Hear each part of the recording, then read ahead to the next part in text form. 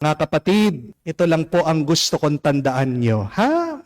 Kahit na pagkabait-bait mo, kahit na pagkabuti-buti mo, kahit na tinulungan mo ang ibang tao, bandang huli, huhudasin at huhudasin ka ng iba.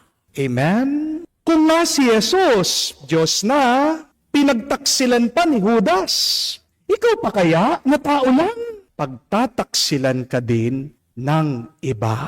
Isipin niyo po ito. Napakaganda naman ng relasyon ng ating Panginoon kay Judas. Sinabihan siya ng kailangan sabihin sa kanya.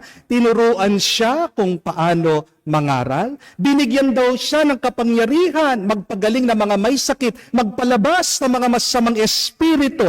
Pinagkatiwalaan pa nga siya ng pera. Siya daw ang treasurer ng mga apostol. Kung wala si Jesus, hindi natin makikilala si Judas. Hindi po ba? Bakit nakasulat ang pangalan ni Judas sa Biblia? Hanggang ngayon, kilala natin siya, sikat siya, dahil kay Jesus. Sa pagkadami-dami na pwedeng piliin na apostol, itong si Judas pa ang nagustuhan ng Panginoon. Pero, isipin niyo po, kahit na ginawa na ng Panginoon itong lahat ng napakabuti, tinulungan siya, pinuno siya ng pagpapala at ng grasya, pinagtaksilan pa rin siya. Amen?